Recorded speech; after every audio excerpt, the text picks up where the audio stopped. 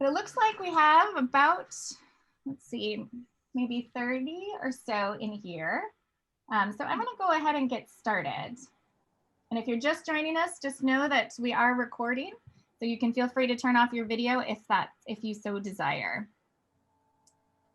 But I'm going to start with this scripture. At some point, I think early on in 2020, we all realized we were all televangelists now, all finding kind of some way to be a digital storyteller, a digital carrier of God's word. And I found early on that this passage from the Psalms really spoke to me. That we will not hide the stories of God's action from their children. We'll tell to the coming generations the glorious deeds of the Lord and his might, and the wonders that he has done.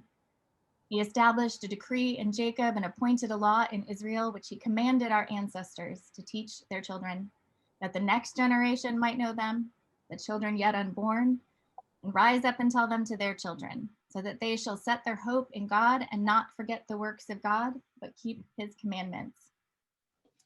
I really set all of the work that we do in that context, that we are sharing to generations and generations in a different way, just like that storytelling has changed over time, from being an oral tradition to written down to translated in multiple languages. It's just a different way of telling the story. So in this breakout today, this is what I'm planning to cover. As you guys are thinking about shifting maybe from virtual worship, however you're offering that, to some sort of hybrid option where you might be meeting in person and still want to offer something online. A little bit about websites and social media, and then at the end, digital giving. And if there are other things that we get through that and you have other questions, we can cover other areas too.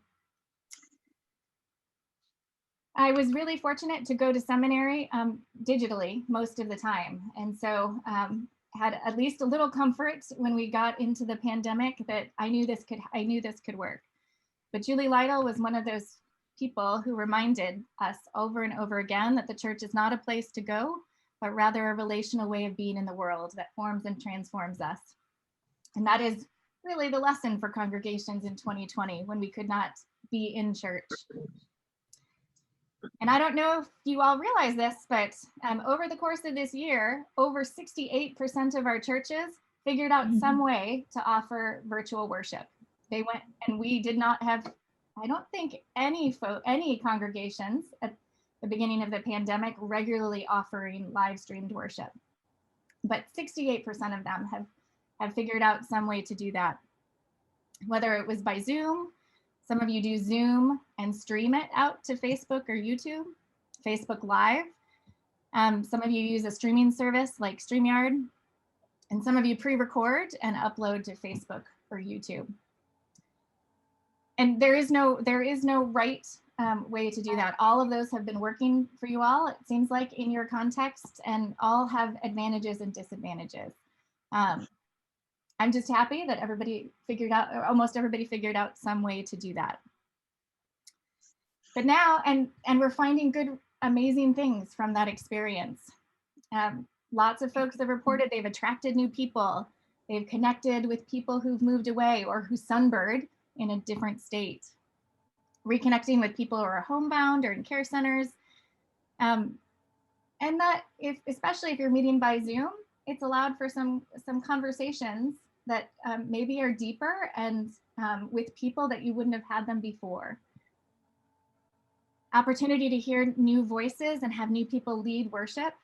There are churches who are regularly having lay people lead daily offices that wouldn't maybe have done that if they were meeting in their building. Some families feel more comfortable about participating. I noticed one of my friends posted on Facebook about how grateful she was to get to it. She didn't have to do the Great Litany with her small children next to her this time in a way that might disturb the folks around her. New appreciation for the daily offices and that new opportunity for shared leadership is definitely something we want to retain. So as we transition though into also offering in-person worship, how do we not leave those folks behind? I don't think any of us want to offer something in person that totally cuts out all of those advantages that we gained by offering some digital worship. So here's a couple possibilities, and I hopefully some of you will chime in with what you're thinking about doing. But some churches I know are considering still offering some online only opportunities. So I think it's St. John's in Dubuque is going to offer an in-person service in the afternoon, but still continue to offer Sunday morning totally online for folks for a while. You could live stream the in-person service, and that's what St. Paul's in Cathedral has been doing.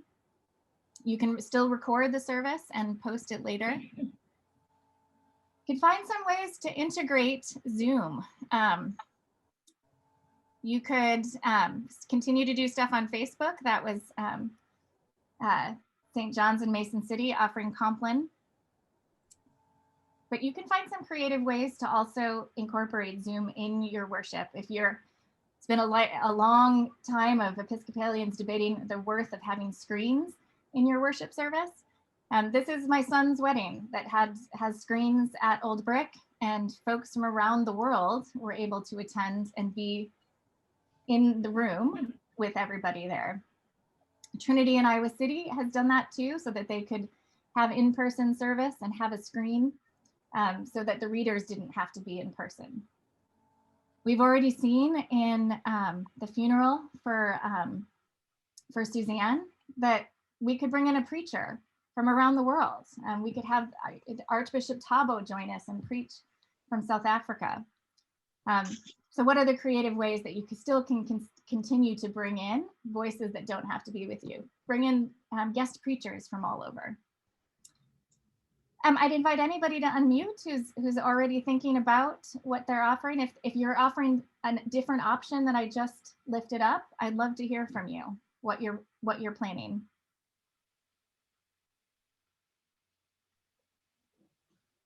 Yes, I'm curious if you have thought about Twitch as a possible platform for reaching younger people. For sure. When we get to the streaming options, that's when we talk destinations. We'll definitely cover Twitch. Absolutely. Thanks. Anybody else doing or already thinking about a different option than what I just named for when we go back to in person?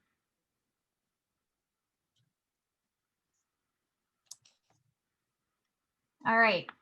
We're going to do a little tutorial on the streaming options in case you are a church that has been doing Zoom this whole time and is considering offering some way of streaming your worship back when you're in person. And there's three main pieces of live streaming when you're trying to broadcast your church service. The first are the sources. So I'll break down those things, the different sources that can provide the stream. There are some all-in-one solutions. It can be as simple as using your phone or tablet, as long as you address the audio as it comes into that phone or tablet. When I check on him, he went down. There are options like Mevo, and I think, did I hear Don Keeler on here? Yeah, I'm on. Yeah, so Don's church is an example of a church that's using Mevo. It's an all-in-one. It does all three parts of that equation that I showed you before. It's the source, it's an encoder, and it takes care of sending it to your destination. Is that this is Chris? Is that Nevo it's Mevo MEVO? Sorry. Mevo, yeah. Yeah. Got it. Sorry, excuse me. And it's a relatively inexpensive solution. And Don can say anything. Don, have you been enjoying it so far? Oh, you're muted though, Don.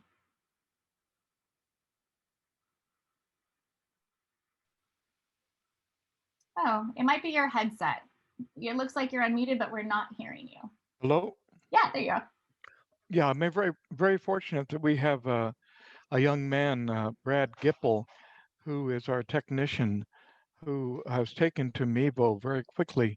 I've never used Mevo in another world one, but in what we're doing now, you it incorporates your cell phone, and you load the app on the cell phone, and your cell phone becomes the device where you control the camera at a distance. You're not having to stand next to the camera and look in the viewfinder in the camera. The cell phone app is your camera viewfinder, and then you can use that to do camera movement electronically, zoom in, zoom out, pan, etc. So if you're good with cell phones and good with apps, or are willing to learn that, then Mevo's really good that way. The audio quality for the camera is outstanding. Our last telecast that we did, I said to Brad, it sounds like there's water running. And he said, no, that's the furnace. Yeah, I thought, wow, that's a pretty sensitive microphone.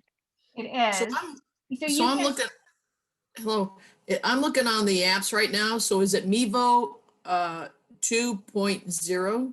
Yes. It's Yeah, Mevo Start, Start is the camera that we is what it's bought. called.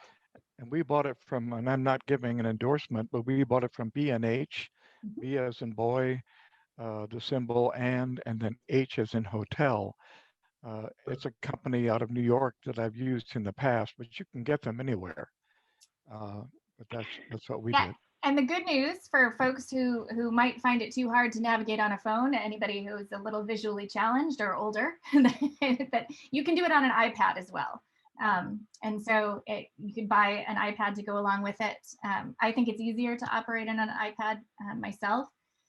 And you can set up shots that are standard. So, you know, that all you have to do is click between, here's a close-up shot of the altar, a wide shot, or a close-up shot of the reader. And you can set up, I think, 12 different pre-shots like that.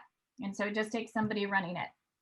And you can send with it, you can send to one destination, and then you can pay a subscription fee to send to multiple destinations. So that's a good option. If you want to do something a little bit more substantial, there are a couple different cameras you can look at. I know there are some folks who've just been using the web camera that the diocese sent you. Stephen, are you on here? Stephen Bennett? Yeah, Stephen, are you still using the web camera right now?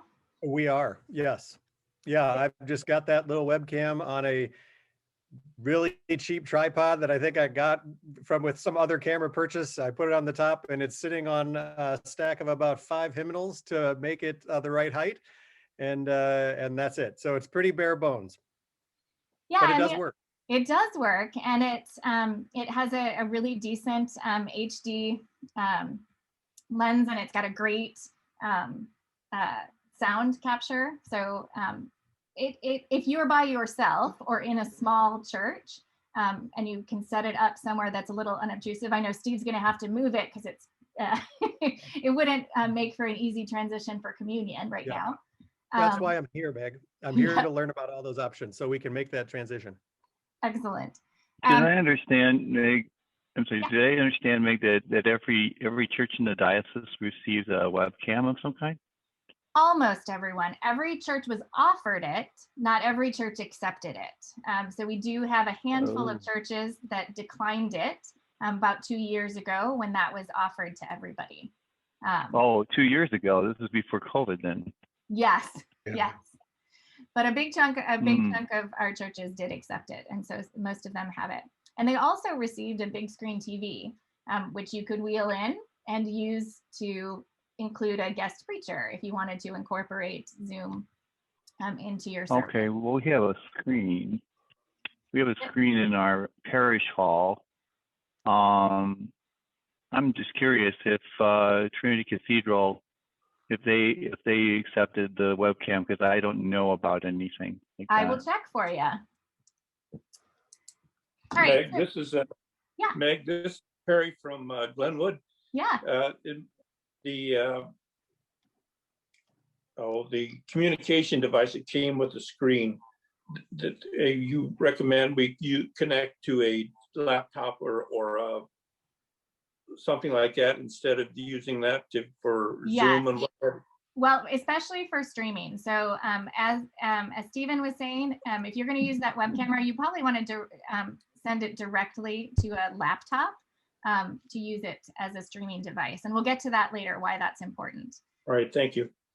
The other one, if you're looking at something more permanent that you could install that would be unobtrusive, the type of cameras that I would recommend are called Ptz cameras. Some of them can be remote controlled, which is nice, and sometimes even with an app on your phone or an iPad. Many of them you can get as wireless devices, and so they could connect wirelessly to a switcher. You wouldn't, which is especially in a congregation that has some architectural challenges. That's always a plus. And they come in different camera lengths. So depending on where you need to put them, you could have a 12x camera would cover like a distance up to 40 feet. And a 20x camera would be distances of up to 65 feet. So if you're putting one all the way back by the door and you want it to capture a shot and be able to zoom in from back there, you'd want a higher, look for at least a 20x if you're putting it at the back of your church. And then they go all the way up to 30. So that would cover a distance of up to 100 feet. So Meg, I can see a need here for a church to actually purchase more than one camera. It depends. So because you can get multiple views from one camera, you might not need to. If at least if you're starting out. The good thing would be to, as you're considering all of these pieces, make sure it's something you can expand.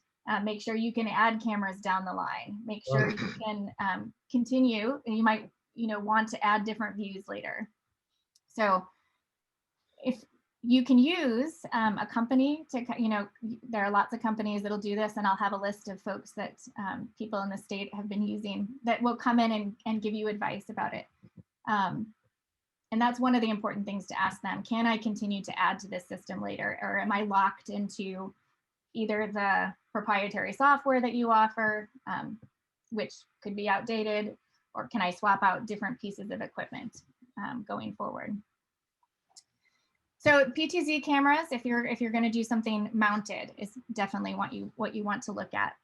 The other piece, though, that is really important to consider is sound. People will put up with a bad video for a while as long as they can hear, but they won't do both. If they can't hear well and they can't see well, you will lose them. And so you also want to make sure that the sound quality that is coming in is good.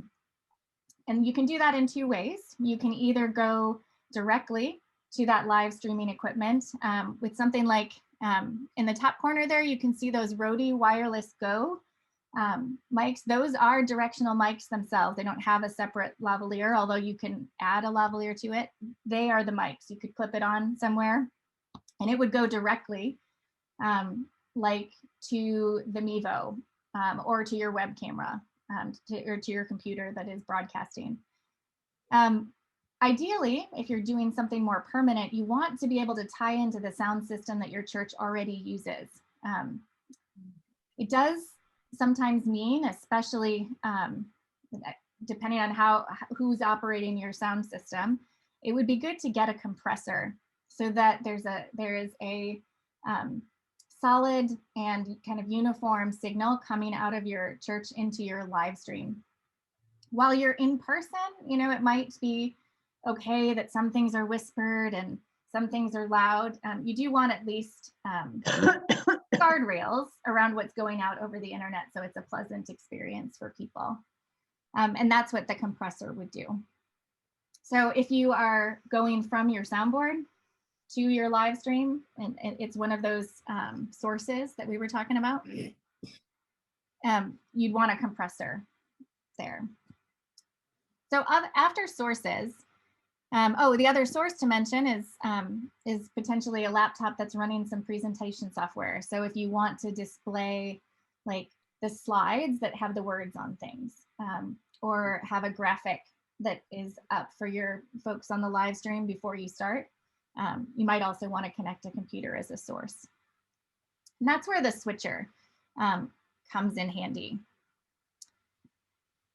There are lots of options for switchers, but I'm going to highlight two that are affordable and that a lot of churches are choosing to go with. The Atm Mini Pro has up to 4 different inputs. So you could start with 1 or 2 cameras and continue to add up to 4 cameras. It's pretty inexpensive as switchers go. It's about $600.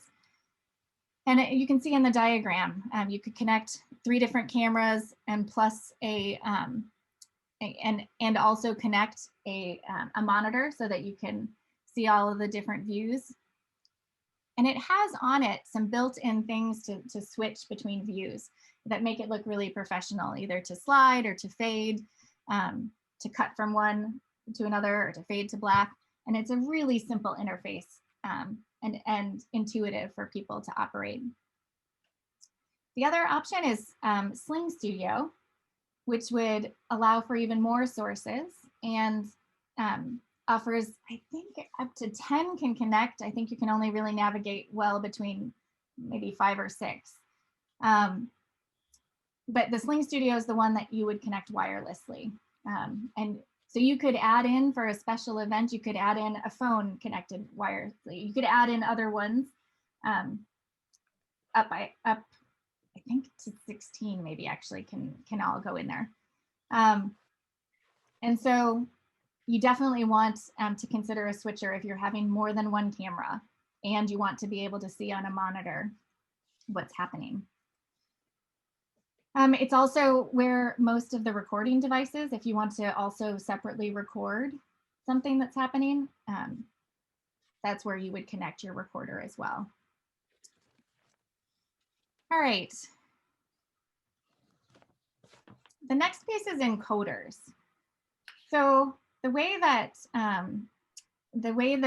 things get from your high quality camera out to the internet, everything has to be compressed. It takes all of the sources, the encoder takes all of the sources that you have and compresses them into a neat and tidy little package that easily goes out online. And so with live streaming, all that needs to happen in real time. And so that's the key thing that gets it from your church out to to connect it out to the world. And there are 2 types of encoders. There are hardware encoders and software encoders.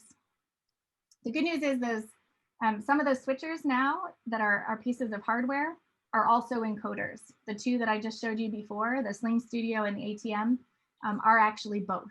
So you don't have to purchase a different encoder. There are advantages to either and disadvantages to either. A hardware encoder is, the encoding process takes up a lot of juice from your computer. So if you're running a software encoder and you have a slightly older computer, it can really slow things down, which could interfere with your live stream. The hardware encoders are more reliable and they don't eat up your computer's processing power.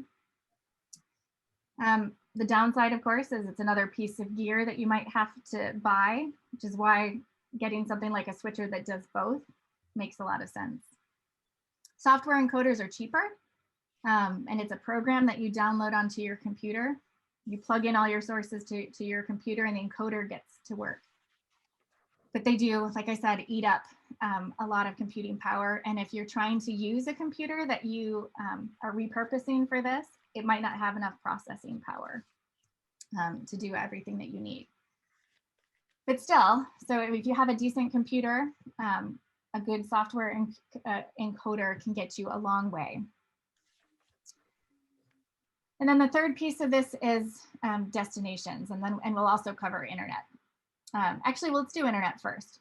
The bandwidth that you need if you have not been streaming from church depends on a lot of different factors. The higher the data volume that you're sending out, the more things that you're feeding into it, the more bandwidth you need. It's really upload speed that you got to pay the most attention to in streaming video. And so you want at least 5.7 megabits per second. If you're not already getting that at your church, you would definitely want to upgrade what you have. and go and upgrade it even further if you're doing multiple cameras and a really, really high quality stream with multiple sources. And then of course, stability, making sure that you aren't just relying on Wi-Fi. It's really, really a good idea to have your streaming computer connected by Ethernet and not relying on Wi-Fi if at all possible. That may mean calling your cable company and or your internet service provider and having them run an Ethernet port into your sanctuary if it has not been already. It's not that you can't do it on Wi-Fi, and I think Don, are you guys connected by Ethernet? We are, yes and no. We are when we are close to our source of the Wi-Fi, and then we're also using a wireless booster in the studio or in the sanctuary. But I found that Brad has been situating himself physically close to the Wi-Fi originator. Sure. So I like what you're saying about putting a port into the Ethernet port into the sanctuary. That sounds like a better solution. Yeah, yeah. The goal is to just make it as stable a connection as possible. And that's something also, well, actually all of these things are things that you could apply for a technology grant, those Gilead technology grants that the bishop was mentioning. All of these things that I am mentioning would be things that are eligible to be considered under a technology grant. Including that internet upgrade, getting that moved into the sanctuary. So in terms of destinations, if you have not been broadcasting, if you've only been doing Zoom, it's definitely good to consider where else you might stream those services, especially now as people are might not feel ready to go back into a physical space, or want to try out your worship service and see what it's like, hear from your preacher. It's definitely time to consider some place that you are streaming those things if you are not already. So Facebook, of course, is the most accessible for those people who are already on it, because it's the room that a lot of people spend time in already. And so if they follow your church, they get notified every time that you go live. But you do, if you're not already on Facebook, you can also post that service, and you don't have to have Facebook in order to watch it. St. Peter's in Bettendorf, I know, after their service is done, takes the embed code that Facebook gives you on that video and posts it on their internet so that their video shows up on their website. If you have the ability to embed your weekly service on your website, it's just a good practice to do that, so that people don't even have to leave your website to click on your service and get a flavor of what worshiping with you is like. And most websites, when we get to websites, offer a pretty easy option to do that, whether you're streaming to Facebook or to YouTube or to Vimeo for that matter. So website, it is good if you can manage it to also embed your live stream onto your website. Streaming to Restream, if you've heard anybody talk about Restream, allows you to go to several different locations, different destinations. Vimeo is another option if you don't like YouTube and you want to avoid the commercials and the advertising that come along with YouTube. Twitch, as you heard mentioned before. Twitch is a platform that is mostly occupied by gamers at this point. If you want to reach young people, especially in your area, young youth and young adults, you can stream to Twitch. If you can go to Twitch and explore the kind of broadcast that they have right now. There are not a lot of churches using it as a place to stream yet, but it certainly could be. And especially if you're doing programming and things that are specifically targeted toward youth and young people, that would be a great place. And the other destination is Instagram. Now that Instagram has added IGTV, you can stream up to an hour pretty easily, especially if you are on Facebook. If your church has a Facebook page, you can connect it to Instagram and be able to cross-post on Facebook and Instagram. The only thing to be aware of with Instagram is because the format is vertical instead of horizontal. Sometimes it's good to shoot something just for Instagram. So if you have a youth service or something that you want to post to Instagram, it's almost better to shoot it on your phone and shoot it vertically and post it to Instagram that way, so that the format takes up the full screen instead of being just a little partial screen. Any other sources that people are streaming to that I have missed?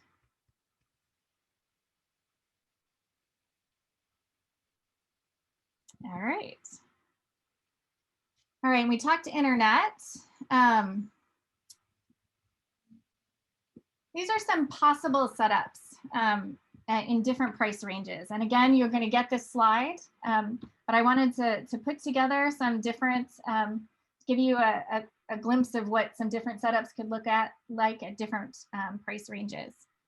Everything from a simple phone or tablet with that Rode Wireless Go, for about $250. The next step up would be that Mevo that we were talking about earlier, with an Ethernet adapter and a stand if needed. It can go onto a mic stand if you already have mic stands. And it wouldn't need much else except an iPad, right? So you'd also have to purchase an iPad or a phone. And that's what the plus sign is, because oftentimes, that's why I say it's like 2,500 plus, because oftentimes I'm not factoring in whatever computer you would buy, or the iPad in that case. The next level up really takes a jump up to 2,500. That would include a camera, actually 2 cameras, and the link, and that Black Magic. And those would go straight into the computer and would have a software encoder. 5,900, it would be the next one up, that would have 2 cameras and that Black Magic ATM Mini, 2 tripods if you needed them, and cables, a monitor, and a laptop. And then the 7,000 and up range, that would be multiple cameras connected wirelessly and permanently mounted in your church. They go up from there. The cathedrals and Trinity Iowa City, I think, got estimates that were closer to 25,000 that included things like audio upgrades and stuff that they needed to do. So you can spend up to 30 or some thousand. Those are definitely the ones that you want to get somebody else to install, not rely on somebody else from your church to do it. I'm going to pause there and see what questions you have about setups, and then we'll go on to websites.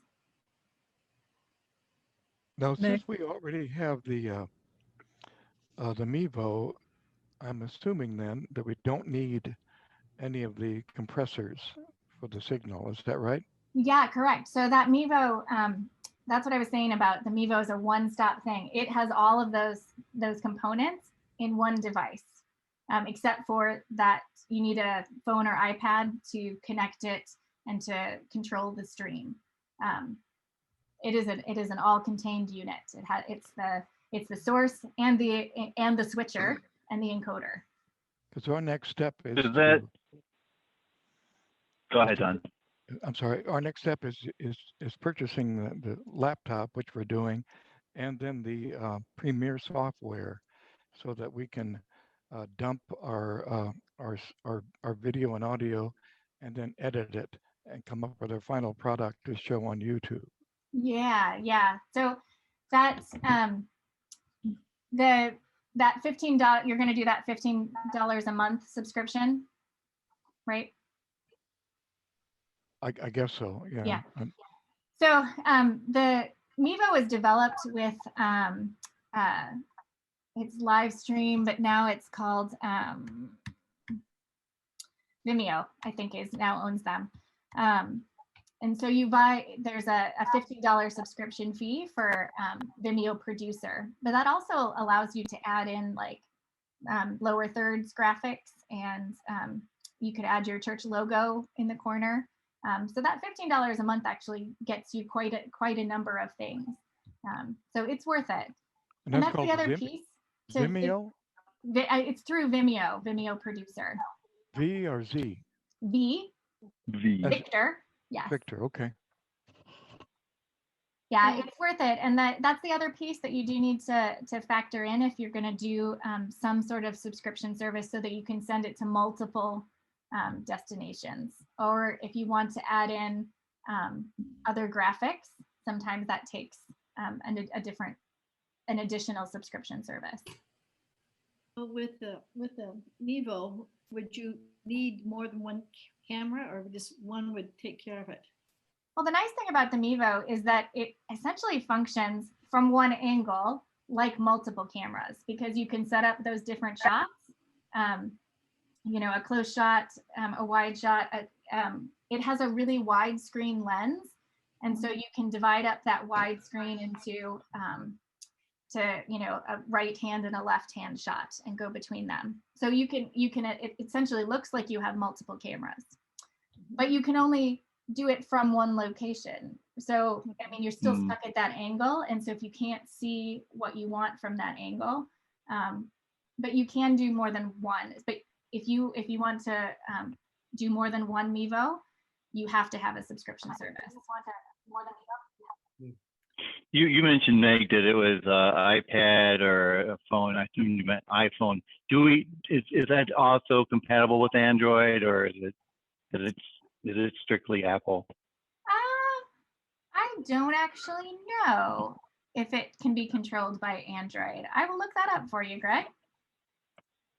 Okay. And anyway, just trying to figure out some of the logistics about how to do this in our big cathedral, very Gothic cathedral, trying to make it look like it's still not changing the decor, so to speak, and still trying to set up something. Yeah, that I think is a challenge. And then also, you know, I don't know, I think the other challenge for us is probably getting somebody that would be willing to run all the equipment that every Sunday. I just don't know. I mean, for my own benefit, I would be happy to do it. I'm not an expert at by any means, but the thing is, I go to church to worship, and I don't want to be spending my time trying to figure out what shot I'm going to be doing next. Yeah, that is a great point, and it really, I would also train up a team of people, not just one person. Firm believer in church work that you need multiple people, so that if you lose that person for whatever reason, there are multiple people who have those gifts and skills. But it really is a ministry. You're going to have to, especially if you're live streaming a worship service that's happening in person, you do want to find a way to have a digital usher, somebody who is really welcoming the people who are joining you online. Somebody who's reaching out and saying, you know, thanks for joining us this Sunday. Here's a link to the bulletin. You know, we're really glad you're with us. Please lift up your prayer requests and put them in the chat. It's a digital usher, really. Or a digital greeter in that sense. That's really helping them feel engaged with the worship that's happening in person, so that they are seen, even though they're just joining you online. And that's you never know if you have any potential techies in your congregation, no matter the age. If you've got teenagers or close to it, they usually have such a tremendous inherent savvy for this stuff that those are the ones to go to. If you could look at my picture, I've got the Mevo camera in the picture next to me. I'll move out. There you can see it in our sanctuary. Can you see that? Yeah, yeah. Very good.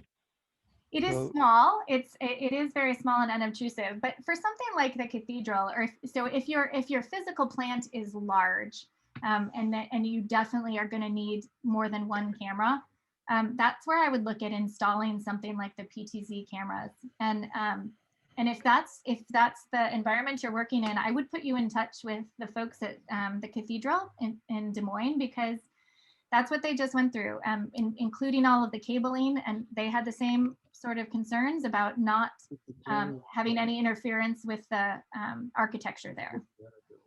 That would be great. Yeah. I have a question. Yeah. You know, right now we're not singing in church. And I think if we're on Zoom or any of these others, that we need licensing. Great point. for Thank music. you. Yes, yes. I was going to say something about that too. Yeah, if you Yeah, are go streaming ahead. your worship, you definitely need to purchase a license if it is going out to the public in any way on any of those platforms that are Facebook, YouTube. And fortunately, church publishing has worked really hard to get most of their of our hymnal licensed through one license. And I will drop that into the chat. One license. And they offer a streaming license. They offer a streaming license to churches based on your overall membership. And so it's a sliding scale. And so it's probably more affordable than you might think, and definitely more affordable than somebody coming after and suing you. So we already have, we already have the one license that covers us for the non-streaming. Right. So. Right. And it's a little cheaper, I think, to just add on to your, the one license that you probably have covers reprinting. And so you have permission to reprint hymns in your bulletin, which is important, especially if you're putting your bulletin as a PDF on your website. You definitely need that reprint license. But if you are streaming it, the music itself in any way, you have to have a one license streaming license. What's the If name you're not of the doing music, you don't have to have a license, right? Correct. If it's something like morning prayer that you're not adding music to or compline, you do not. If there's absolutely no music, then you don't need the license. Correct.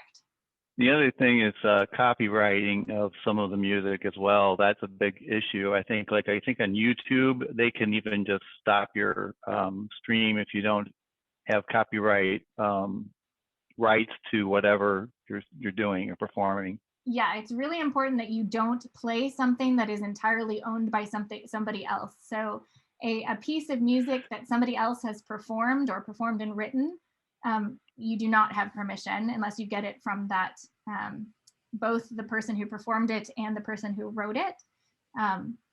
But I will say YouTube and Facebook's algorithms around that, it's all an algorithm, and they figure out which one, it just sends a notice, and without giving you any warning, it'll say, we've detected some copyright material and we're going to mute. It's more likely to happen on Facebook than it is on YouTube. But that's where posting your license each time, we have permission to stream this from this license with this number, and then you can go back and arbitrate it. Facebook is a pain, and you're unlikely to ever get satisfaction. YouTube is pretty good. And the YouTube penalty is really just, you can't monetize your video, which none of us are going to do anyway. So most of the time, I actually on the diocesan side let those slide, and I don't even fight them because the only penalty is we can't monetize the video. So can I ask a clarifying question then? So if we have, when we're able to have a cantor sing out of our hymnal, then that does require this licensing, even if it's our hymnal. And even if it's our hymnal. So depending on what, there are hymns in our hymnal that are in the public domain. That's what I thought. Yes, there are there are hymns in our hymnal that are in the public domain, but not all of them, and by far not all of them. And so the safer thing is to either to make sure you're scrupulously doing only public domain things, or purchasing the one license. And Marcia asked, one license versus CCLI. Depends on what kind of music you're doing. One license will cover almost everything from the 82 hymnal and several of our other hymnals. CCLI covers predominantly more popular Christian music. And so if it's,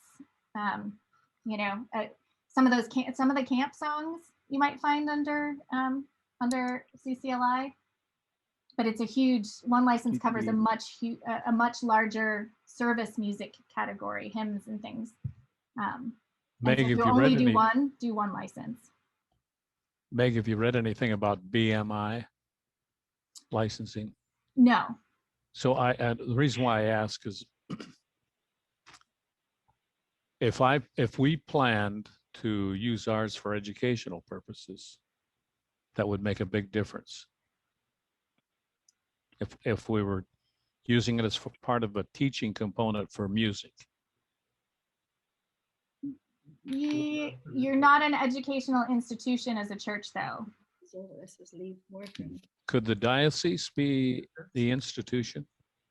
I will check for you. Then have one large blanket license. That's usually the way, like a college, community college, and others are considered, because that covers band. So I was going Sorry, I didn't hear that question.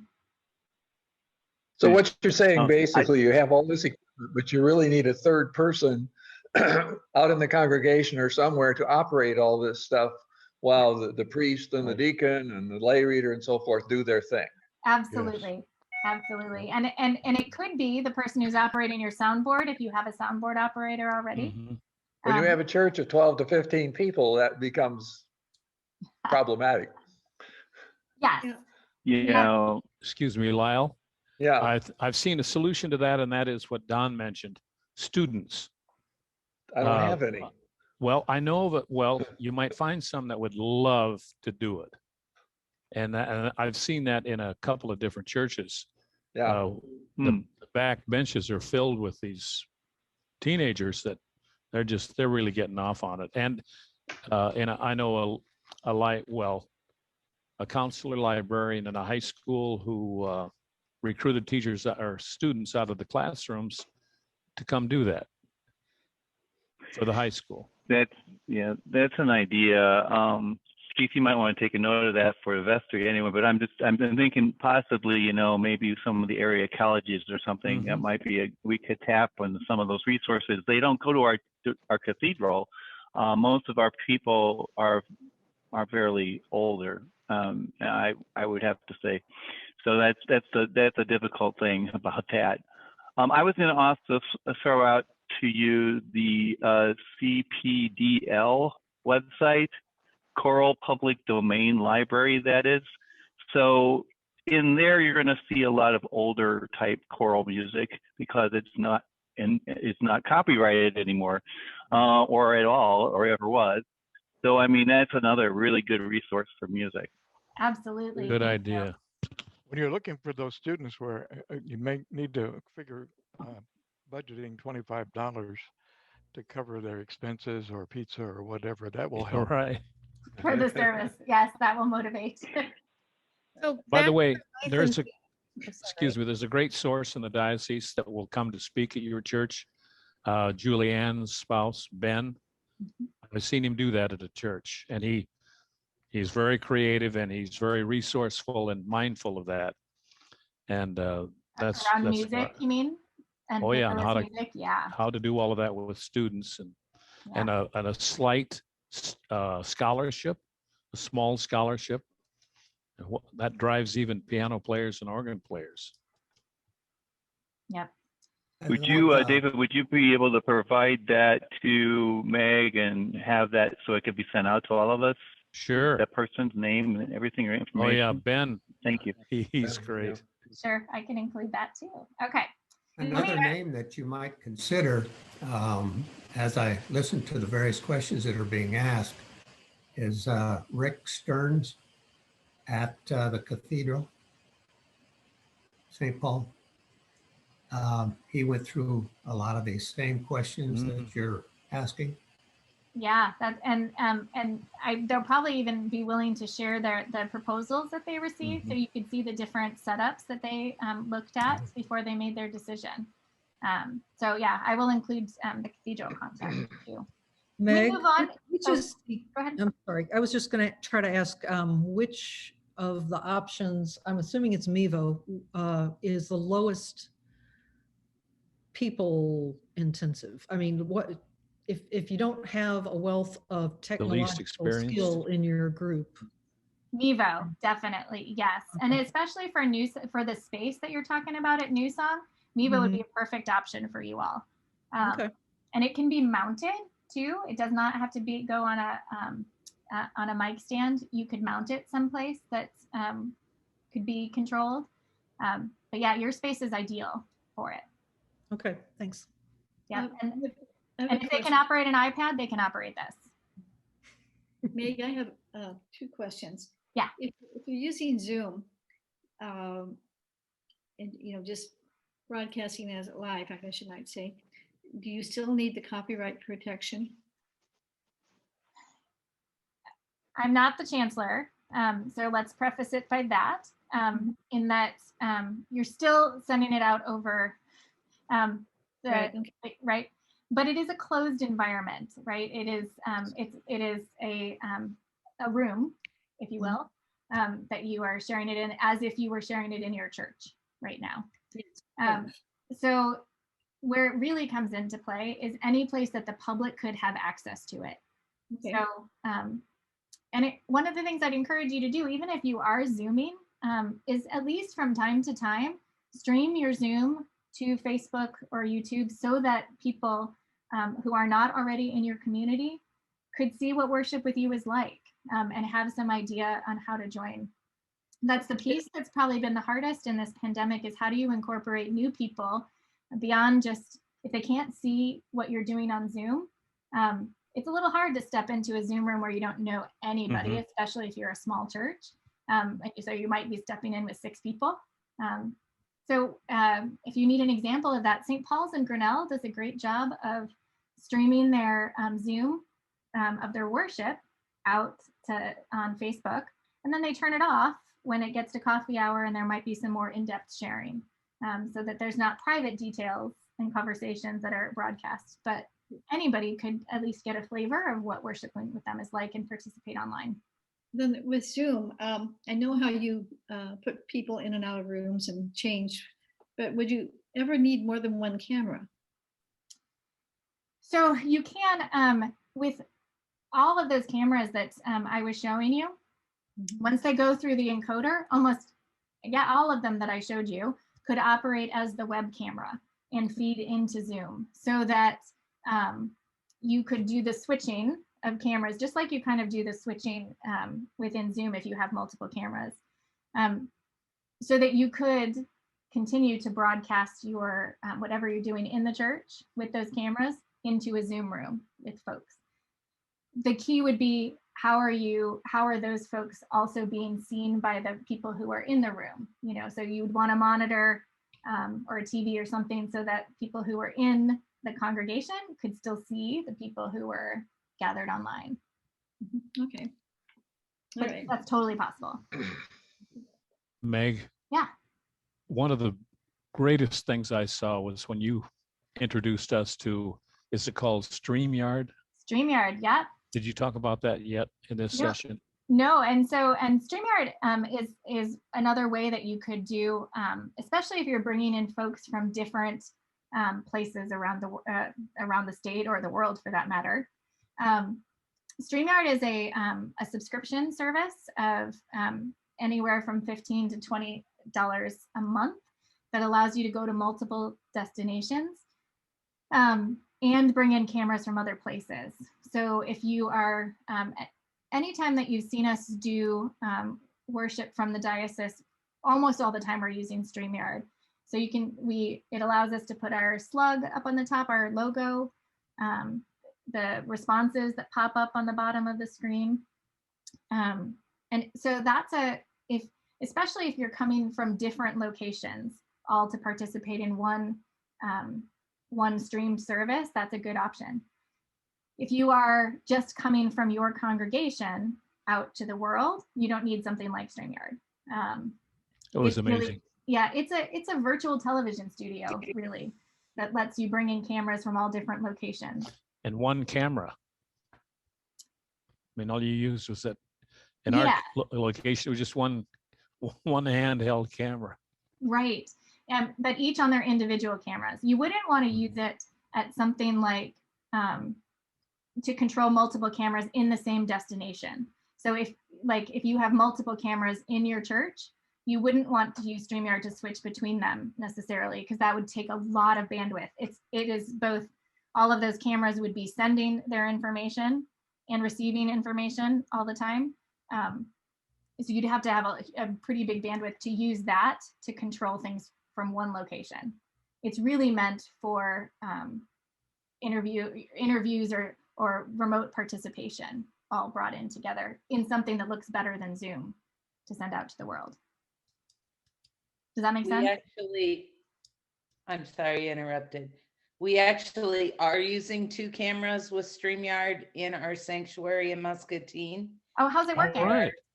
They are 2 $20 cameras. One is the camera that we got from the diocese, and the other one is a camera that I got off of Amazon. The only problem we are running into is the piano is not connected to the sound system. And so we are working with some miking options to try and get the piano into the sound system, which I never thought would have to be able to do, but it's been giving us a lot of commentary from our people about how much they, number one, miss good piano, and number two, how much they appreciate being able to see the sanctuary. But you are right, we upgraded our internet, Meg.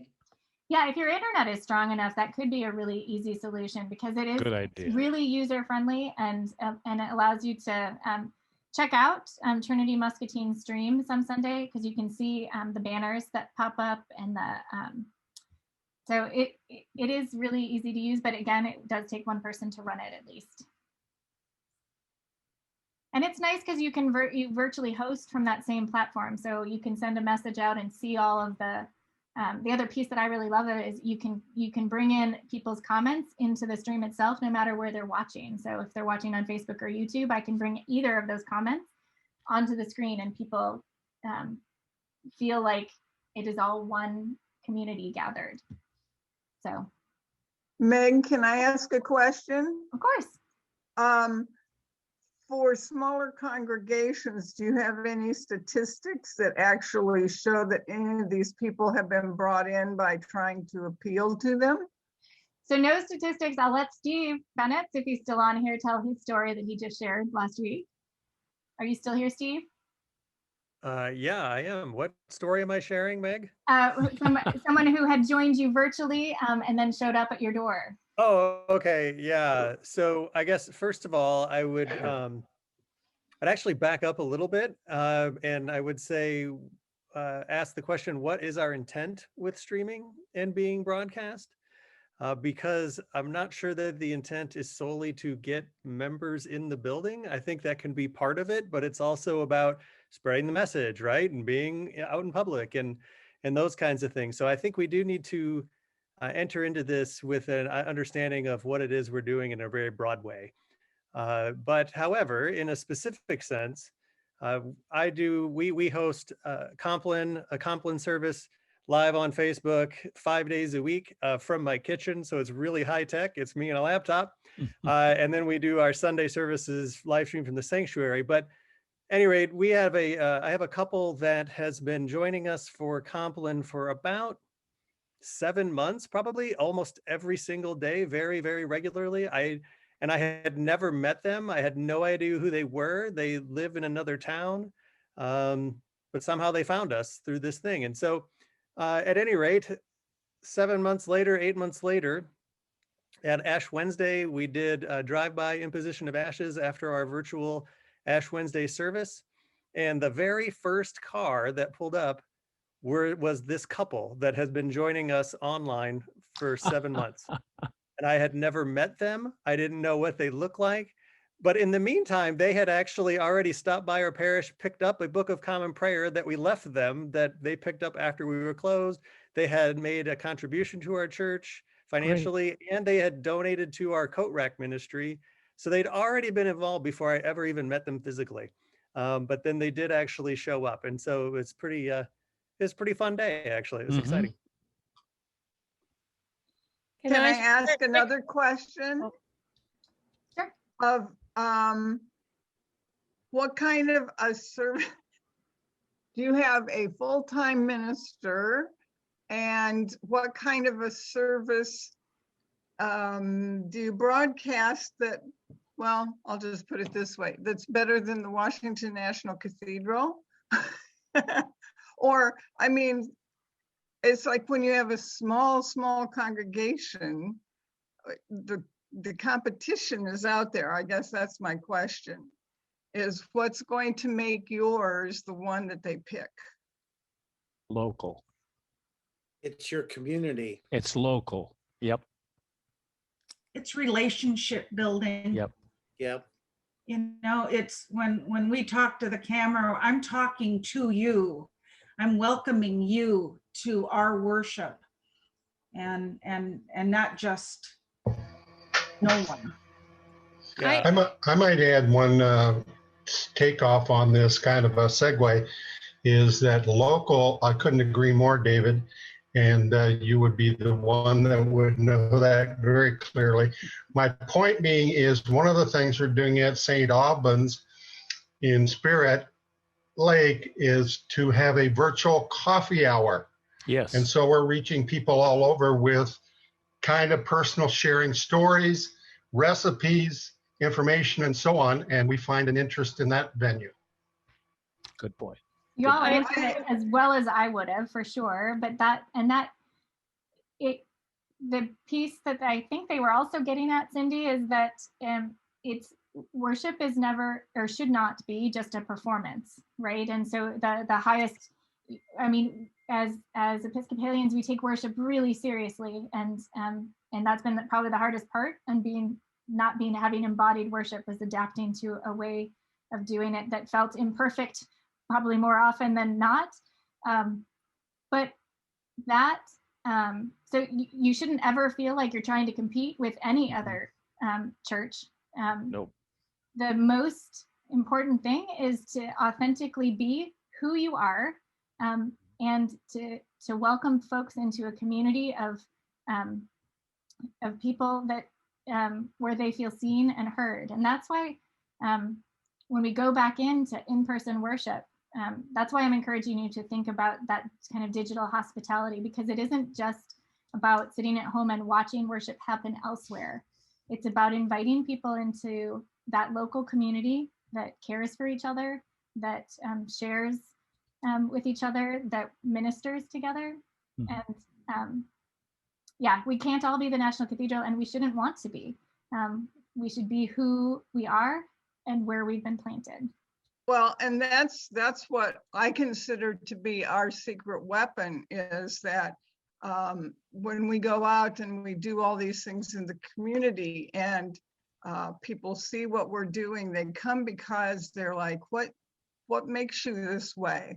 And unfortunately, we do probably welcome them a little too much sometimes, but they're always like, well, we've never walked into a church where the first thing they asked wasn't for money, or, you know, all those kinds of things. So yeah, I agree that that's the key, is that local, personal, supportive element.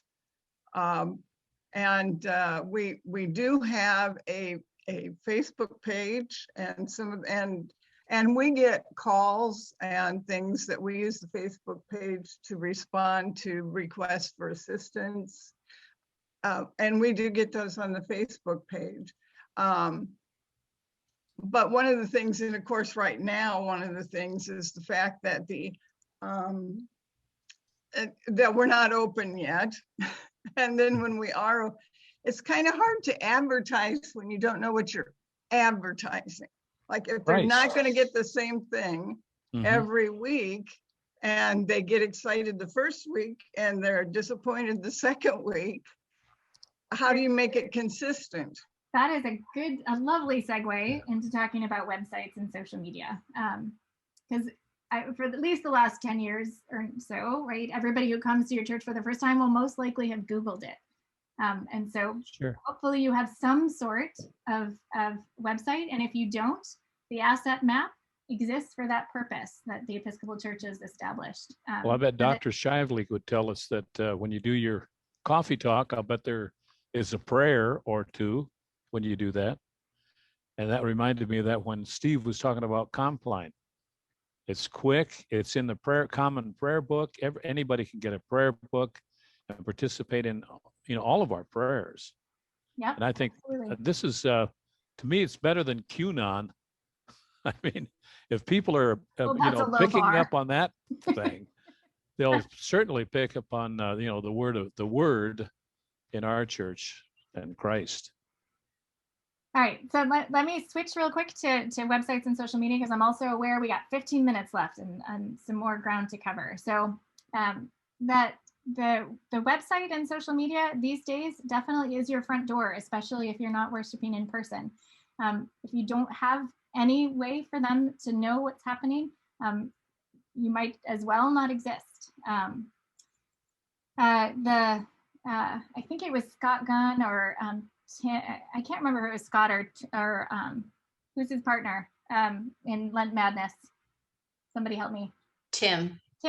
I can't remember if it was Scott or Tim that said, not bothering to have a website is pretty much the same thing as locking your doors on Sunday morning and providing keys only to members. You might as well close up now because you've decided that you are a club and not an outpost of the kingdom of God, whose job it is to proclaim the good news and to share God's love. Jesus didn't say, go ye therefore into all the world, but keep my church a secret. So that's this piece, having some sort of web presence between, even if you're streaming, beyond just streaming. Mm-hmm. So the basics on your website, making sure that your front page is updated with how people can worship with you or connect right now is essential. If you don't have that, there's no way for people to come find you. It will be really important as you go back to in-person worship to also include on that front page what your safety protocols look like, so that people can feel comfortable if they're still nervous about being in a group. Being clear about what the limits are for in-person gathering and how people might reserve a space is good. That you're going to require masks and people to social distance is important, because there will be folks, newcomers, that won't want to join you if you don't very clearly state those things. And it's just a good idea to come back over and over again to your website as if you were a newcomer. If I didn't know anything about your church, what would I learn when I visit your just your front page? I'm not going to go any deeper if I'm not intrigued by what's on your front page anyway. We do have websites across the state for our churches, some that sadly say that either they're temporarily closed, which is not true. Like, I know they've been meeting on Zoom, but a newcomer would have no way of knowing that. I won't call the church out, but there's at least one that says we're just closed, which isn't true. That there are lots that give no indication that anything has changed since 2019.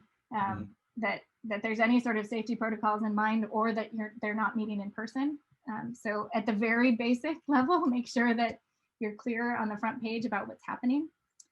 And having a web presence that's that adjusts for different, no matter what device people are looking on, is essential.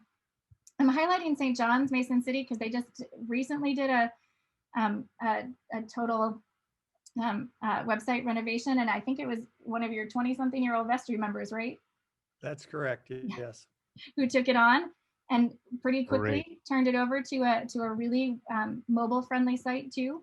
But it really clear right on that banner, worship is online. Click here to join us, and click here to give. St. John's Dubuque, I would also lift up as an example to take a look at. They're really clear on their homepage about how to join them online and how to join their forum online.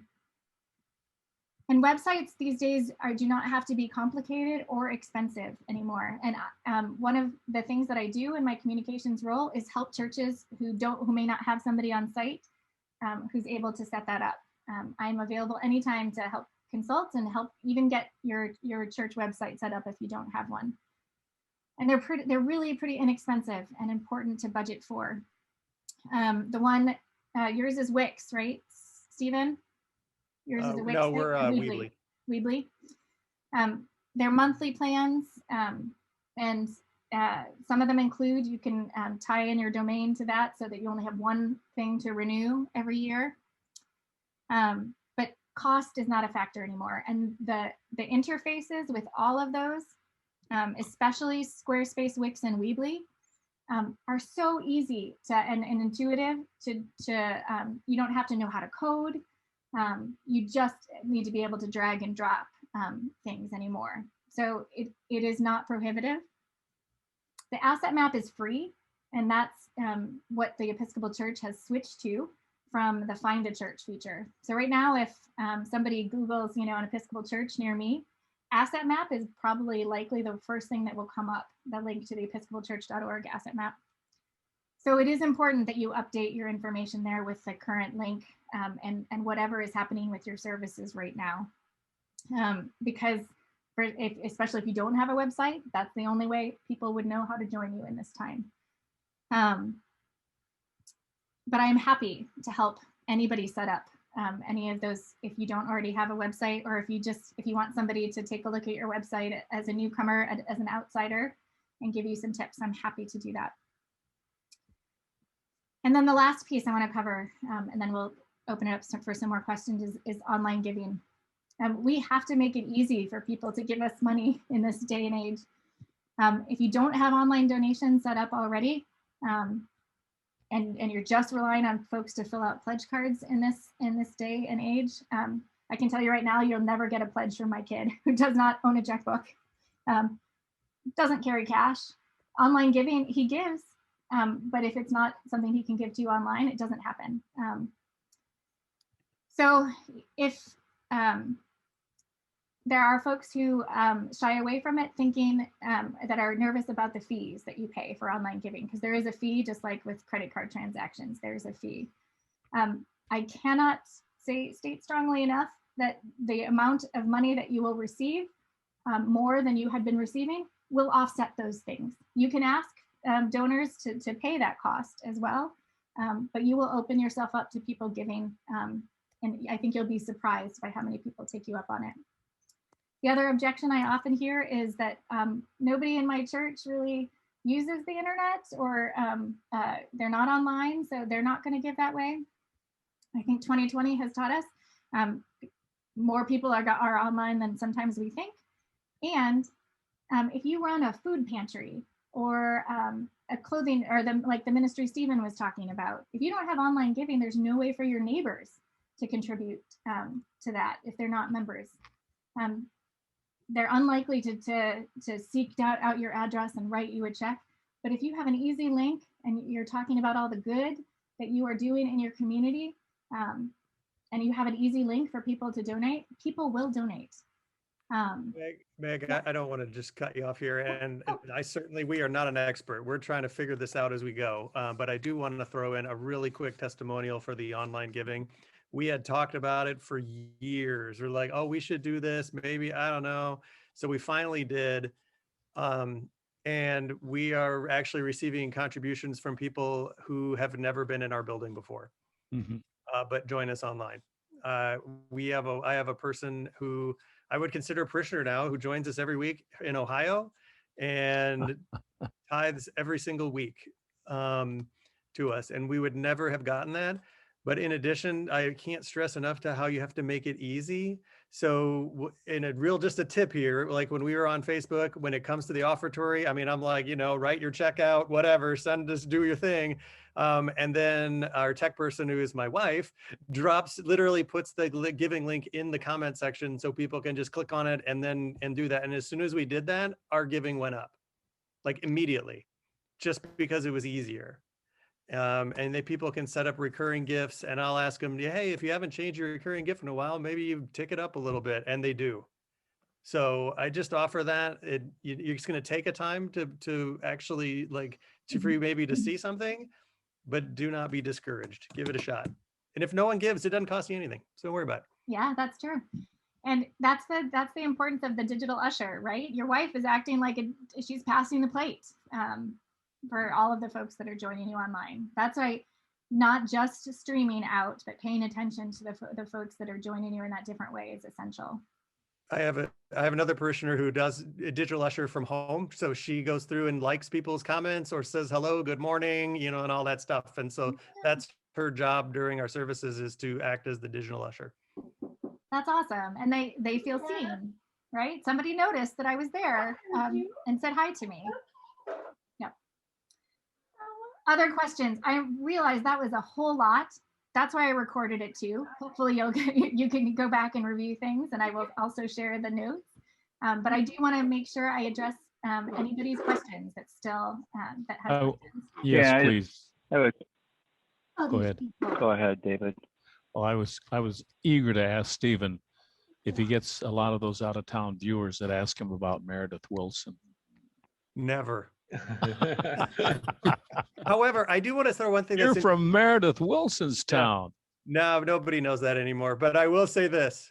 One thing that is interesting is that the people who come, it's not generally, they're not just random people, right? So they all have a connection somehow, some way, whether it's through the Episcopal Church or they're friends of someone who goes, or they are an Episcopalian from somewhere else and they're in town, or whatever, or they used to be members, but there's always some kind of a connection that's already underneath all of that.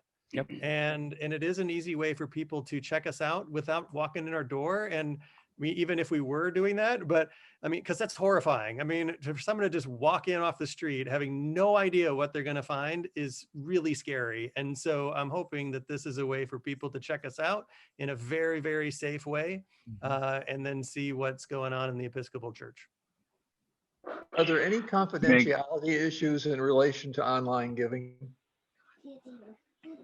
The only person that sees that usually is the treasurer, whoever has set up the online giving, and so that kind of depends on who is the person monitoring that in your church. But no, those platforms are all really secure. That ones that So if I have a treasurer who doesn't have internet, I'm in trouble. Yeah, that in that case, it might need to be you or somebody else that works with the treasurer that would handle that. Okay, thanks.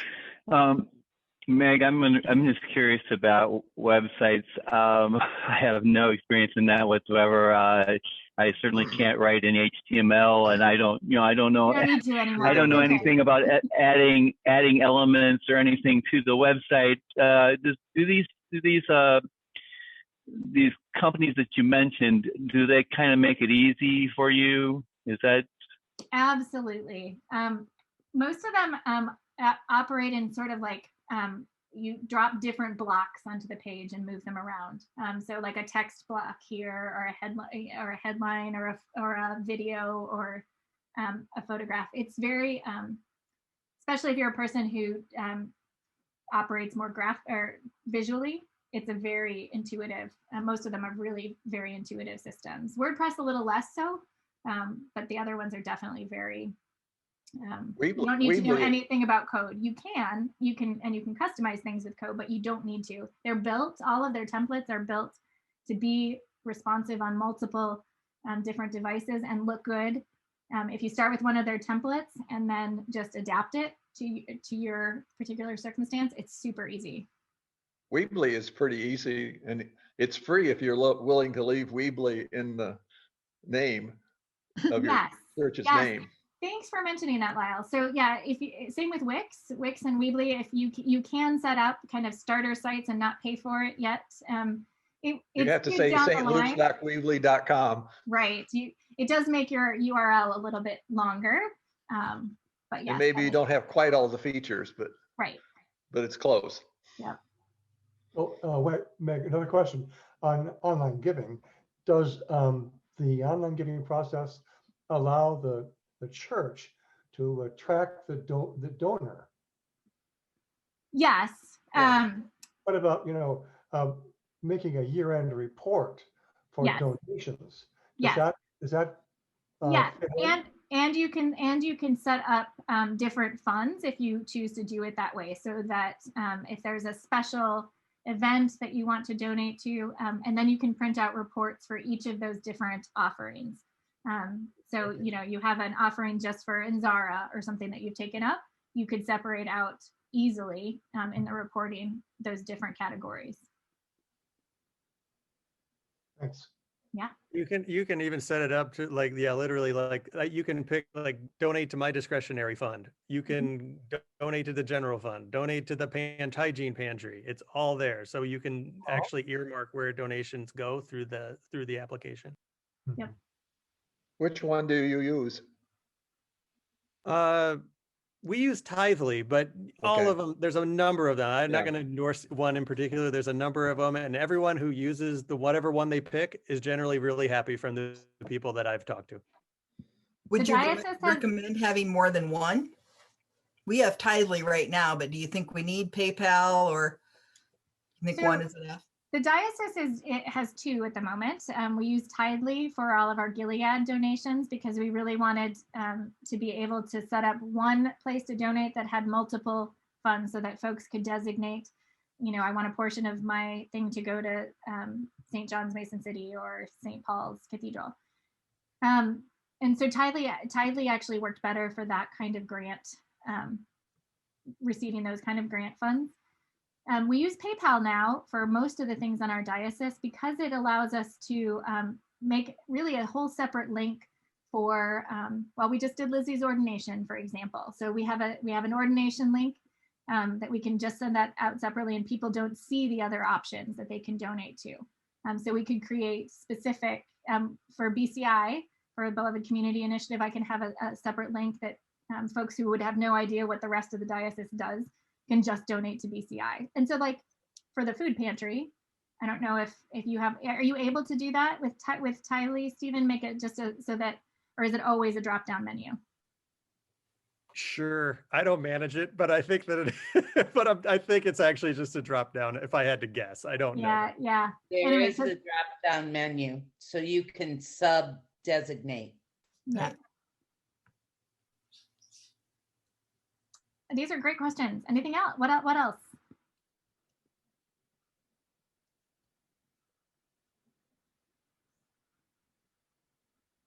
Stunned silence. I have a question. So it seems like the software is mostly divided between presentation and collaboration. So if you're on YouTube or something, you're sending out a presentation of the sermon or of the service. And then collaboration is more like we're doing here with the Hollywood Squares, and we can all contribute. So St. Luke's has always had a coffee hour after service, and now we're online with a coffee hour that everyone loves. And the beauty of it is people say, well, people can actually hear me. You know, in church, I sit down at a table of 4 or 5 people, but here I get to know everybody, you know, because Elizabeth asked the question and we all get to speak individually. So I'm wondering, is there any other collaboration software besides Zoom that would offer that? Google has a product too. Google Meets is able to do that as well, but Zoom has by far outperformed its other competitors. And it's really become kind of the standard for that kind of group gatherings. And those are the only two that I've used. No, I take it There's back. Teams. Microsoft Teams. Microsoft Teams. Nope, and there's one more that my husband uses for work, and I can't remember what it is called. But so there are other products out there. The thing that I think we're gonna have to really pay attention to is how do we not lose that piece of it, of that interaction and deep sharing. And I think maybe some of our book studies or formation offerings, there's no reason those couldn't consider, or small groups couldn't continue to meet. And I think we might actually get some more participation if folks didn't have to drive in the middle of winter to an Advent, offering at church sometimes.